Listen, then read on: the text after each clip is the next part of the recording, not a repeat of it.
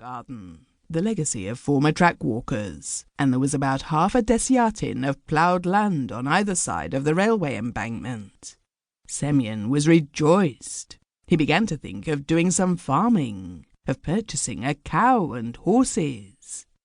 He was given all necessary stores, a green flag, a red flag, lanterns, a horn, hammer, screw wrench for the nuts, a crowbar, spade, broom, bolts and nails.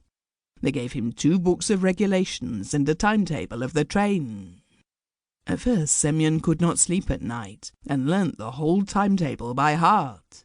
2 hours before a train was due, he would go over his section, sit on the bench by his hut, and look and listen whether the rails were trembling, or the rumble of the train could be heard.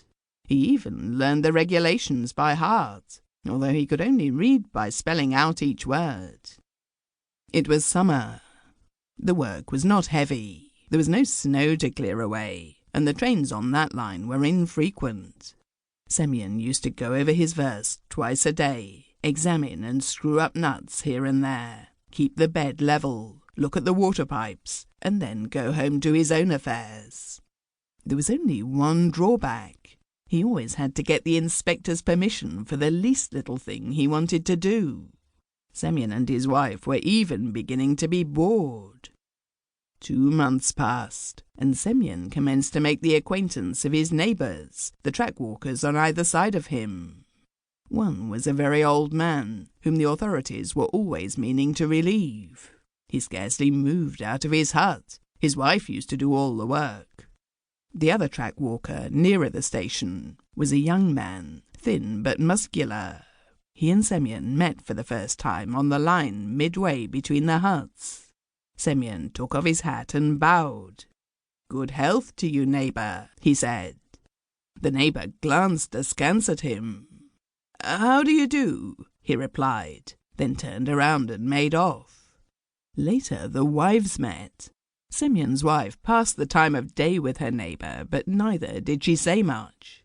On one occasion Semyon said to her, "Young woman, your husband is not very talkative."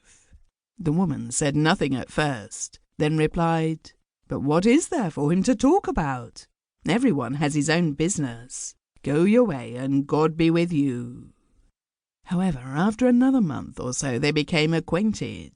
Semyon would go with Vasily along the line, sit on the edge of a pipe, smoke, and talk of life. Vasily, for the most part, kept silent, but Semyon talked of his village and of the campaign through which he had passed. "I have had no little sorrow in my day," he would say, "and goodness knows I have not lived long. God has not given me happiness, but what he may give, so will it be. That's so, friend Vasily Stepanych." Vasily Stepanych knocked the ashes out of his pipe against a rail, stood up and said, "It is not luck which follows us in life, but human beings. There is no crueler beast on this earth than man.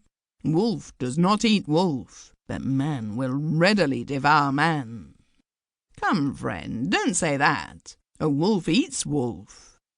The words came into my mind, and I said it. All the same, there is nothing crueler than man. If it were not for his wickedness and greed, it would be possible to live. Everybody tries to sting you to the quick, to bite and eat you up. Semyon pondered a bit. "I don't know, brother," he said. "Perhaps it is as you say, and perhaps it is God's will." "And perhaps," said Vasily, "it is a waste of time for me to talk to you.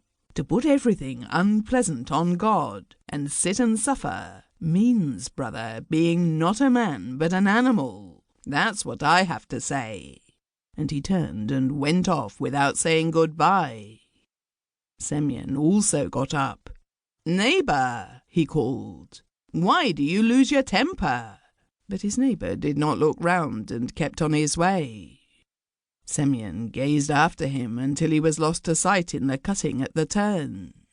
He went home and said to his wife, "Arina, our neighbour is a wicked person, not a man." However, they did not quarrel.